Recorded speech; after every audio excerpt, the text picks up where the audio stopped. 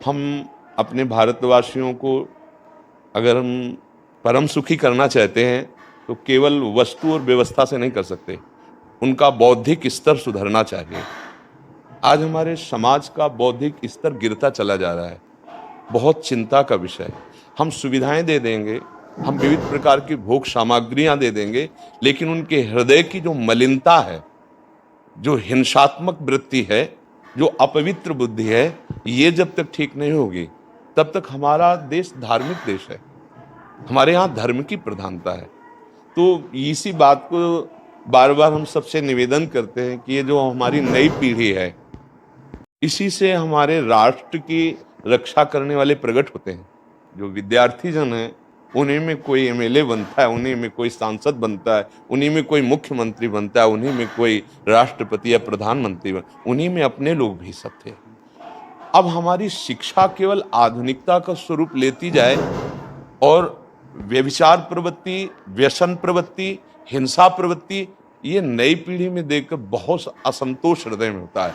इसीलिए कितनी भी शरीर में पीड़ा हो, हम प्रयास करते हैं जितने से जितने सामने हमारे भगवत स्वरूप जन आते हैं, पहले बुद्धि शुद्ध होनी चाहिए। मय्येव वो मन आदत्स्व मयि बुद्धिम निवेश है, तो निवशिष्यति मय्येव अत ऊर्ध्वम न संशया, तू मेरे में ही निवास करेगा, अर्थात भगवदानंद में। अविनाशी जीव कभी भोग विलास में तृप्त हो ही नहीं सकता।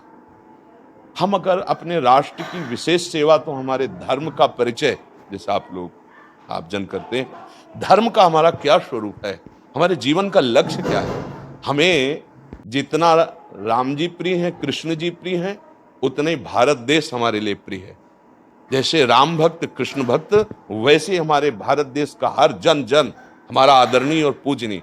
पर अब जो मानसिकताएं बन रही हैं, वो हमारे धर्म और हमारे देश के लिए लाभदायक है। व्यसन का इतना बढ़ता स्वरूप, व्यभिचार का इतना बढ़ता स्वरूप, हिंसा का इतना बढ़ता स्वरूप, ये बहुत ही विपत्तिजनक है। अगर ये बढ़ता रहा तो हम विविध प्रकार की सुख सुविधाएं देने पर भी अपने देशवासियों को सुखी नहीं कर पाएंगे, क्योंकि सुख का स्वरूप विचार से होता है।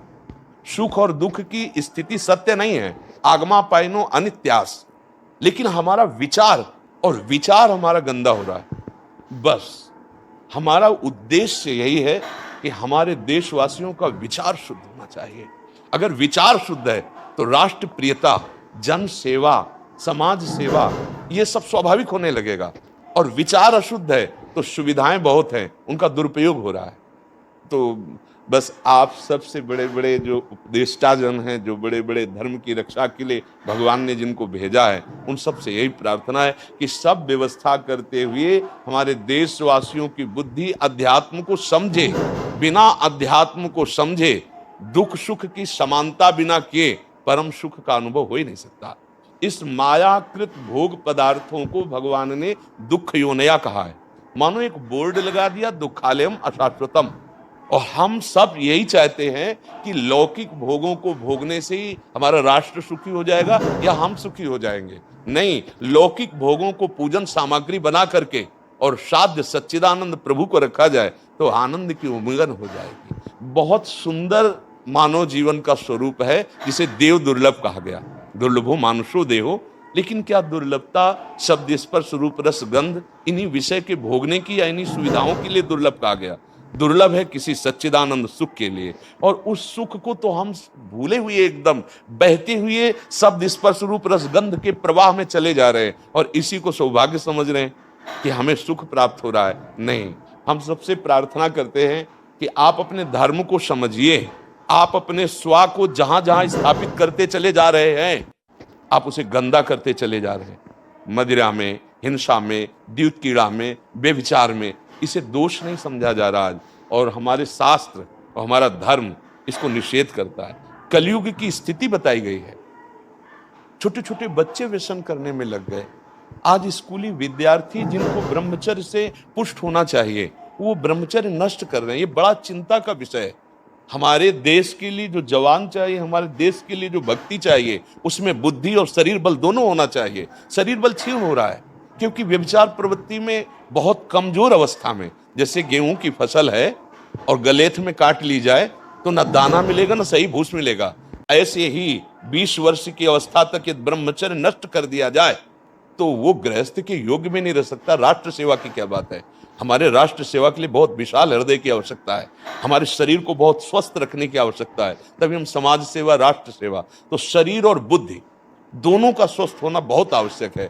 तो शरीर को तो नष्ट किया जा रहा है विषय भोगों में। लोग समझने लगे हैं कि मांस खाने से हमारा स्वास्थ्य अच्छा रहेगा, हम बलवान बनेंगे। अध्यात्म बल नहीं तो तेरे शरीर की चर्बी बढ़ा ले, लेकिन तू न काम पर विजय प्राप्त कर सकता, न क्रोध पर, न लोभ पर, न मोह पर, न हिंसा पर। फिर क्या जीवन। तो इसीलिए हमारा बार बार हृदय में सबसे प्रार्थना है, जिस संत भगवान भी आते हैं, कि देखो इस समय आवश्यकता विचार शुद्ध करने की है, आहार शुद्ध करने की है, आचरण शुद्ध करने की है। हमारे देश ने चरित्र की पूजा की है। रावण किसी बात में कम नहीं था। आज भी कोई शिव अगर अभिषेक होता है तो तांडव स्तोत्र उसी का गाया जाता है। जटाटवी गलत ज्वल प्रभा पावित स्थले। ऐसा विद्वान और ऐसा बलवान जो 20 बार जैसे झूला आराध्य देव को झुलाया जाए, ऐसे महादेव सहित पार्वती को बाजुओं पे झुलाया, वो महाबली चरित्रहीन हो गया तो अपने देशवासियों ने राक्षस कह दिया उसको। चरित्र, आज हम चरित्र पर ध्यान ही नहीं दे रहे।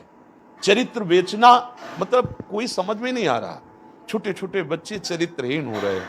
हमारा राष्ट्र संकट में पड़ जाएगा अगर हमारे बच्चे व्यवस्थित नहीं हुए, उनकी बुद्धि शुद्ध नहीं हुई, उनका स्वास्थ्य ठीक नहीं रहा। कौन आगे चल कर के है? यही पीढ़ी तो है ना, इन्हीं में से तो निकलते हैं हमारे राष्ट्र भक्त, भगवत भक्त, देश सेवी। तो सबसे यही प्रार्थना है कि हमारे नई पीढ़ी को सुधारा जाए।